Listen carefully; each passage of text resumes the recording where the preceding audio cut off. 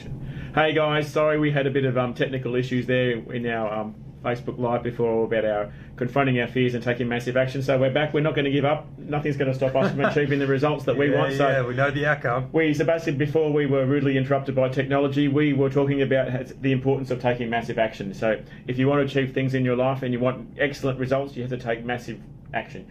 You get out of it basically what you put into it. If you just dabble, you're going to get little results. If you make a massive commitment to yourself and the reason why you're doing what you're doing, then you're going to get those results as long as you stick with it, confront your fears, and keep taking action. Yeah, definitely. And that's where, like, I was talking about commitment. Commitment is, I suppose, commitment is different to everyone. But I was talking to a soldier out of the SAS many years ago, and he was saying that commitment to himself and his team was going past the point of no return. All right, so it's like if you're committed in your business, committed in your relationship, committed in whatever it is you're committed in, then that means once you get to that point, you've gone past the point of returning back to wherever it is that you sort of originate from, which is really important, because once you can get to that point, all right, and you make that decision of commitment, then you'll find that the resistance really disappears and dissolves, and then that way you can go and do whatever it is that you got to do, right? Yeah, it's like what Tony Robbins says. You've got to burn your boats. You've got to basically get to a stage in your life where there's no chance for you to go back. You've made that decision, and the only option you have is to keep going on with that decision. Yeah. So it's important that we do that. We've both got examples in our lives of from where we've come from to where we are. Look at my 000 trauma tour. Like I've been talking about years for going around New South Wales and raising awareness about post-traumatic stress in the emergency service, and I've done nothing. But recently I decided I'm going to take massive action. So I've organised 19 speaking events around New South Wales over a 3-week period. Only 19. Only 19. And I think I've just finished my 12th or 13th event today. I've got another 7 to go. And it's been a massive learning experience for me. But because of the fact I took massive action, I'm getting the results. I'm learning from what I am putting out there, and it's a valuable lesson for me. But so if I didn't take that massive action, then I wouldn't be getting the results that I am. And now I've changed the course of my life by just making a decision in life what I want to do. I've confronted my fears. I was never a public speaker. I never did any really public speaking before. But now I'm out doing my events. I'm speaking without notes. I'm speaking with passion. I'm making an impact on people. I'm getting a great response, and my name is getting known as a person who is an expert in my field as post-traumatic stress recovery, and I'm out there making a difference. This is what I'm doing. It's all started with a decision, and then taking massive action and confronting my fears. Yeah, definitely. And I mean, like, you know, how many people are out there now? I'm going to say the vast majority of them have got something that they want to do, but yet either fear is holding them back, the ability to actually do it's holding them back, you know, what other people will think. I suppose that comes back down to fear as well, but there's just so many things that are stopping you from doing the things that you want to do, and there's got to come a time and point in your life where you're like, all right, that's cool, I've been doing that for far too long.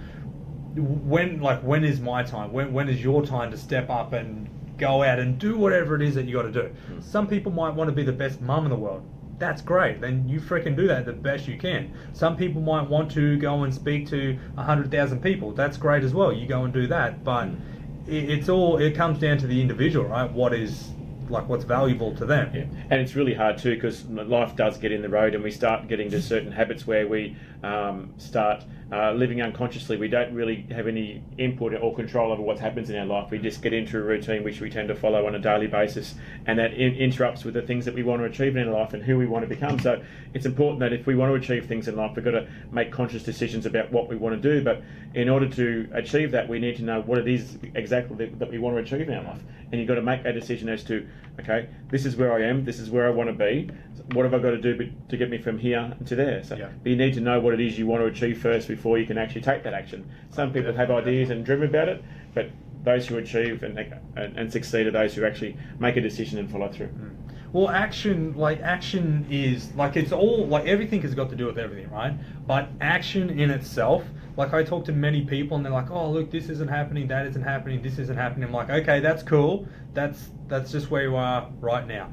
You get on a phone call with them, you say, what have you done? What have you done, or what are you doing in order to get that? And the list is very very tiny. And it's like, if anything at all. If anything at all, right? And look, we've both, I can speak on your behalf as well. It's like we're both guilty of that, right? Oh, absolutely. Right? We are, despite everything that we know and that we've learnt and that we actually advocate. We're human. We're human. We make mistakes. But we have better ways of processing stuff because of the things that we've learnt and we're going through. I mean, it's sort of like when you want to have a goal of losing weight and yet you don't exercise, you eat the wrong food, you don't sleep properly, you don't look after yourself. You've got certain goals, but they're impotent goals because of the fact you're not doing stuff that will work towards you achieving them. Yeah. So it's important to have goals, but it's also important to actually make sure you're doing the steps in order to achieve the results you want. And I guess in a way that comes back to a live I did today or a couple of days ago about the importance of pain and pleasure. In terms of them being the main driving forces in our life. People will do more to avoid pain than they will to achieve pleasure, even though that they know that what they want, their goal is just out of their reach. But in order to achieve that, they've got to confront their fears. They've got to actually take certain actions that they're not used to. And the ego goes, well, I don't like that. You don't need to change. You are okay as you are. So just come back here. We'll be comfortable. We'll be okay. We'll have an okay life. But if you want to excel in life, if you want to succeed and have the best life you want and get to the end of your life and have no regrets, you've got to take that action. You've got to confront that fears and work out what you have to do to achieve those results that you want. Yeah, definitely. And look, at the end of the day, it's like your life is obviously your life, right? It's only your life, yeah. It's only your life, right? It's not that big a deal. It's nothing that serious. About that. Start used to that again. Like, it's only your life, right? It's not that big a deal. Yeah. But if you do want to get to a ripe old age and look back on life and think, you know what, like, holy shit, it was a hell of a roller coaster, but but I gave it a red hot crack. Yeah. Right? And whatever it is that you're doing, it's like to me, like, that would be, and that is someone who has like lived courageously. It's like, you know what, I know that it's gonna bloody suck. I know that at the start I'm gonna suck at it, but I'm just gonna keep going, and every single day, that's how mastery, in my mind, that's how mastery is created. It's like mastery is something that cannot be obtained, really. Do you believe? What's your thoughts on it? Mastery is something that you can achieve once you... It's like a never-ending journey. It's something that you've got to keep doing on a regular basis. It's not something that you just have. It's something that you have to commit to. Yeah, definitely. Okay, good. So we're on the same page, right? Because... it's really like mastery to me is exactly what Jeff said. Is like getting up and doing it day in, day out, even on the shitty days. Especially on the shitty days, because it's on the days when things are easy that it's easy to do stuff. So you're not going to learn much from it. It's on the days that you don't want to get up, the days that you don't want to get out there and do anything. That when you actually go out and do it is when you learn the most. It's sort of like when you're doing weights and you're doing reps in the gym. The first ones are very easy, but it's the ones that you don't want to do at the end. They're the ones you get the biggest results from, because they're the ones that are the hardest to do. Yeah. Here's something that I came up with the other day, and I'm going to claim this, right? Because it's pretty good, if I don't say so myself. But it's like... I haven't heard it yet. I don't know what it is. Wait for it. So even on like your worst of worst days, right? Say like you're at home and you're, crying in your hands and you have no idea what to do. This is what I came up with the other day. I'm like, even on the worst of the worst days, if I can just learn one thing and make it like consciously go out of my way to learn like one thing, that one thing can potentially be used at the and have the biggest impact. Did that come out right? I think so. You think so? So let me break it down. Break it down for us. Worst day. Yep. Right? You have a really bad day. Yep. Then you learn one thing. You consciously say, look, I'm having a really shit day, but I'm just going to learn one thing, whatever that one thing might be. All right? Then at a certain point in your time, you use that one thing that you learnt on the really shitty day to have the biggest impact in your life or someone else's. And I understand what you're saying, and it's usually in those bad days, those shitty days, when we learn the most, and it has the most effect on us, because there's so much emotional intensity attached to that situation and to that moment. So they're the ones that really test you and which you learn from. Yeah, exactly. So like I've had people one-on-one, people also like in groups, and you're talking with them and you're working through their stuff, and then boom, you're just on the verge of like a breakthrough, and that one thing that I learned on a really shitty day was the thing that got them to have like a massive breakthrough, change their life around. Everyone saw it, was like, oh my God, like that was epic.